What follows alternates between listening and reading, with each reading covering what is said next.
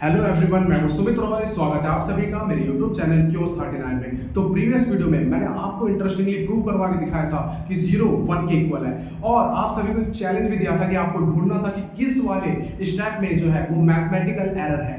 तो अगर आपने उस वीडियो को नहीं देखा है तो उस वीडियो को जाइए, डिस्क्रिप्शन बॉक्स में उसका लिंक है, पहले आप जाकर के उस वीडियो को देखिए, तभी आपको ये वीडियो समझ में आने वाला है। तो इस वीडियो में मैं साबित करने वाला हूं कि अगर एक छोटी सी एरर आ जाती है मैथमेटिक्स में तो कितना बड़ा प्रॉब्लम क्रिएट कर सकती है। तो वही मैं आपको दिखाने वाला हूं। तो मान लीजिए अगर 0 1 के इक्वल मैंने जो प्रूफ किया था, मान लीजिए वो अगर सच है, मान लिया सच है, तो देखिए कितनी बड़ी प्रॉब्लम आ सकती है। तो 0 अगर 1 के इक्वल है तो बोथ साइड अगर मैं 2 से मल्टीप्लाई करूंगा तो 0 इक्वल टू क्या आ जाएगा 2। तो सिमिलरली मैं 3 से मल्टीप्लाई करूंगा तो 0 के बराबर आ जाएगा। 4 से मल्टीप्लाई करूंगा दोनों बोथ साइड तो 4 0 के इक्वल आ जाएगा। तो मतलब 0 1 के इक्वल आ जाएगा, 2 भी 0 के इक्वल आ जाएगा, 3 भी 4 भी अप टू पॉजिटिव इंफिनिटी।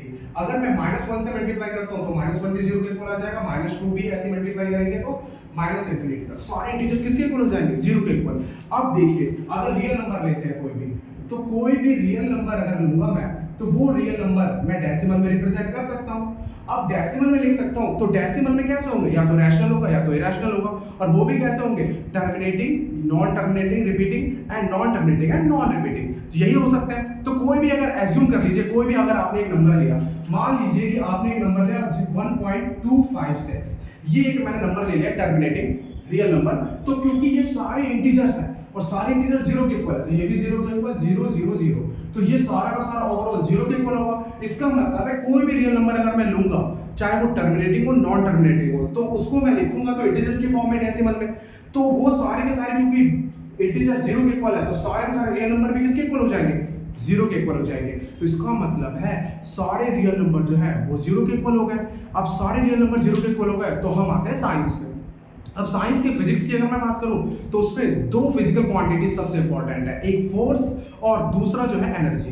तो क्योंकि किसी भी फिजिकल क्वांटिटी के मैग्नीट्यूड को हम रियल नंबर से रिप्रेजेंट करते हैं, तो सारे रियल नंबर्स अगर 0 होगा तो टोटल फोर्स भी सभी क्वांटिटीज का 0 हो जाएगा, और अगर मैं पूरे यूनिवर्स की बात करूं तो टोटल एनर्जी भी 0 हो जाएगी। तो फोर्स भी 0, एनर्जी भी 0, यहां तक ही नहीं, नंबर ऑफ इलेक्ट्रॉन्स भी 0 हो जाएंगे, नंबर ऑफ प्रोटॉन्स भी किसी एटम में 0 हो जाएंगे, नंबर ऑफ एटम्स भी 0, नंबर ऑफ मॉलिक्यूल्स भी 0।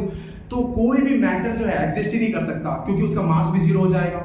अगर मैं बात करूं तो पूरा यूनिवर्स दो ही चीजों से मिलकर बना हो सकता है, एनर्जी और मास, क्योंकि यही दोनों 0 हो जाएंगे तो पूरा यूनिवर्स क्या हो जाएगा 0 के इक्वल। तो मैंने प्रूव कर दिया कि अगर एक मिस्टेक कर देते हैं हम 0 इक्वल टू 1, अगर इसे मान लेते हैं तो पूरा यूनिवर्स किसके इक्वल हो जाएगा 0 के इक्वल। तो कैसा लगा आपको वीडियो? अगर आपको वीडियो पसंद आया हो तो प्लीज मेरे चैनल को लाइक कीजिए, सब्सक्राइब